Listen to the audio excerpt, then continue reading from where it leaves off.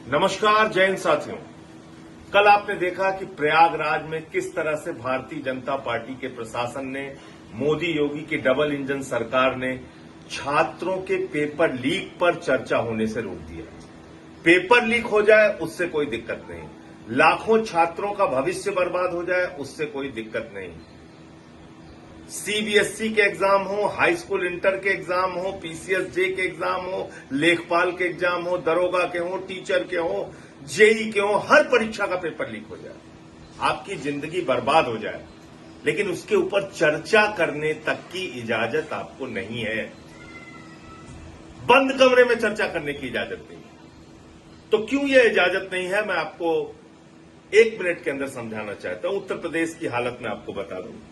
2017 में दरोगा भर्ती हुई थी, जिसमें 7 लाख लोगों ने एग्जाम दिया था, पेपर लीक हो गया, परीक्षा कैंसिल हो गई।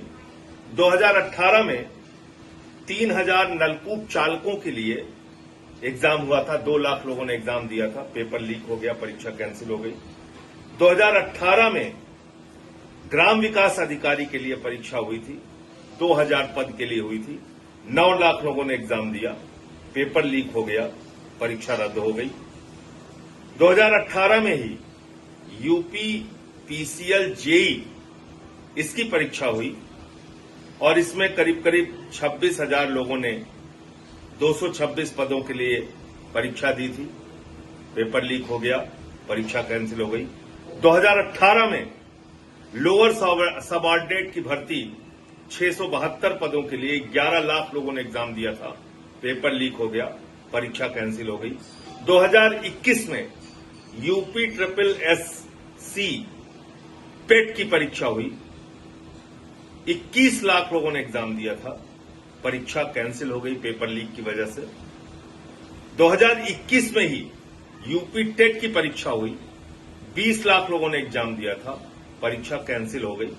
2022 में यूपी के 12वीं के बोर्ड की परीक्षा का पेपर लीक हो गया। 2022 में लेखपाल की परीक्षा 8000 पदों के लिए 2.5 लाख लोगों ने परीक्षा दी थी, पेपर लीक हो गया, परीक्षा कैंसिल हो गई। 2024 में यूपी पुलिस कांस्टेबल भर्ती के लिए जो 60,000 पदों के लिए हुआ था, 48 लाख लोगों ने एग्जाम दिया, पेपर कैंसिल हो गया, पेपर लीक हो गया, परीक्षा कैंसिल हो गई। 2024 में आरओ के लिए समीक्षा और समीक्षा अधिकारी की परीक्षा हुई, 411 पद के लिए 10 लाख लोगों ने परीक्षा दी, परीक्षा का पेपर लीक हो गया, परीक्षा कैंसिल हो गई। 2025 में यूपी बोर्ड के हाई स्कूल की परीक्षा का पेपर लीक हो गया। 2026 में एसएससी जीडी कांस्टेबल भर्ती की परीक्षा का पेपर कई जगहों पे धांधली, कई सेंटर्स पे धांधली का मामला सामने आया, निरस्त हो गया। 2026 में 22 लाख आवेदकों ने नीट की परीक्षा दी, उनका पेपर लीक हो गया, परीक्षा कैंसिल हो गई। 2026 में ही सीयूईटी की परीक्षा स्थगित हो गई, उसमें भी पेपर लीक का मामला सामने आया। 2026 में ही लेखपाल भर्ती का पेपर लीक हो गया, जिसमें 2 घंटे बाद लोग, तय समय से 2 घंटे बाद लोग सेंटर से बाहर निकले, तमाम मामले उसके सामने आए। और ये सब परीक्षाएं जिन लोगों के माध्यम से कराई जा रही थी, ईडू टेस्ट, इन्होंने यूपी पुलिस का एग्जाम कराया, और ये ईडू टेस्ट का जो एग्जाम हुआ था, ये ईडू टेस्ट कंपनी के द्वारा जो एग्जाम कराया गया था यूपी पुलिस का, ये Edutest black listed company है, ब्लैक लिस्टेड कंपनी से यूपी में एग्जाम कराया गया था। दूसरा, एप्टेक लिमिटेड को जो यूपी पीसीएल जेई का एग्जाम कराने का ठेका दिया गया था, वो भी ब्लैक लिस्टेड कंपनी है। तो आप कल्पना कर सकते हैं कि किस तरह से ब्लैक लिस्टेड कंपनी के माध्यम से रिश्वतखोरी, भ्रष्टाचार, जो भी उसके पीछे की कहानी हो, उनसे यूपी की परीक्षाएं कराई जा रही हैं, पेपर लीक हो रहा है, बड़े पैमाने पे हजारों करोड़ का भ्रष्टाचार का धंधा है जो भारतीय जनता पार्टी के नेतृत्व में चल रहा है। लेकिन आप सोचिए कि इसके बारे में आप चर्चा भी नहीं कर सकते। कल प्रयागराज में मैं बंद कमरे में कॉन्फ्रेंस हॉल में चर्चा कर रहा था जिसमें तमाम छात्र संगठनों के लोग आए हुए थे। अनुग्रह नारायण सिंह जो पूर्व विधायक हैं इलाहाबाद के और छात्र संघ के अध्यक्ष रह चुके हैं, वो आए थे। के राय साहब जो अधिवक्ता है हाई कोर्ट के और छात्र संघ के अध्यक्ष रह चुके हैं, वो आए थे। समाजवादी छात्र सभा के लोग थे, एनएसयूआई के लोग थे, तमाम छात्र संगठनों के लोग थे, प्रतियोगी छात्र संगठनों के लोग थे।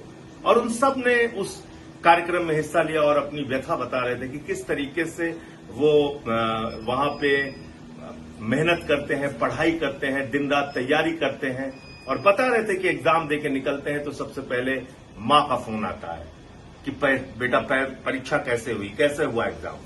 जो मजदूरी कर रहा है या छोटा मोटा काम मुंबई में कर रहा है, बाप का फोन आता है, कैसी परीक्षा हुई। उनको उम्मीदें रहती है अपने बच्चों से कि हमारे बच्चे नौकरी करने लगेंगे तो हमारी जो झोपड़ी है वो पक्का मकान में तब्दील हो जाएगी, हमारी जिंदगी में कुछ बदलाव आएगा। तो आज लड़के अवसाद में हैं, डिप्रेशन में हैं। लखीमपुर में एक नौजवान ने आत्महत्या कर ली नीट के पेपर लीक के कारण। दिल्ली में एक लड़की ने आत्महत्या कर ली। ऐसे और जगहों पे भी आत्महत्या की घटनाएं सामने हैं। आप उनके बारे में उनका दर्द भी सुनने की इजाजत नहीं दे रहे, उनके बारे में बातचीत करने की इजाजत नहीं दे रहे। और दो छात्र नेता आशुतोष पांडे और पंकज पांडे, इनको गिरफ्तार कर लिया गया, इनको अरेस्ट करके जेल में डाल दिया गया। आज सोचिए तानाशाही का आलम। मैं तो कह रहा हूं कि कितनी मूर्खतापूर्ण सरकार चल रही है भारतीय जनता पार्टी की, कि पता नहीं योगी सरकार को किसने ये सलाह दी। मैं तो बंद कमरे में चर्चा करके चला आता, शायद उसको उस खबर को इतना महत्व नहीं मिलता। लेकिन पता नहीं कैसे आपके अधिकारियों ने आपको सलाह दी या आपकी खुद की ये सोच है कि कहीं बातचीत ही नहीं होने देनी है छात्रों के मुद्दे पे। आपने उसको रोकने का प्रयास किया, दमन करने की कोशिश की और आज पूरे देश में पेपर लीक पे चर्चा एक बड़ा मुद्दा बन गया है। लोग अपनी बातचीत कहेंगे, करेंगे और हर जगह करेंगे। इसको कोई नहीं रोक सकता, न मोदी रोक सकते हैं, न योगी रोक सकते हैं। 75 जिले हैं उत्तर प्रदेश के और इस कार्यक्रम को और विस्तार दिया जाएगा।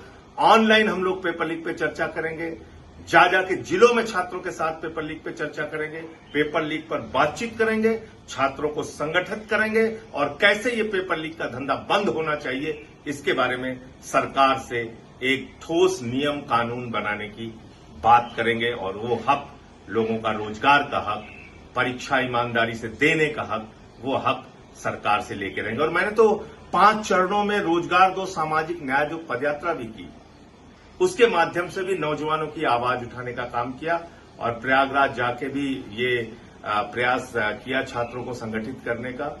आप लोगों से मैं कहना चाहता हूं, ये पेपर लीक पे चर्चा का कार्यक्रम आगे भी जारी रहेगा और इस अभियान से जुड़ने के लिए आप 8588833483 नंबर पर बात करके अपने सुझाव दे सकते हैं और इस अभियान से जुड़ सकते हैं।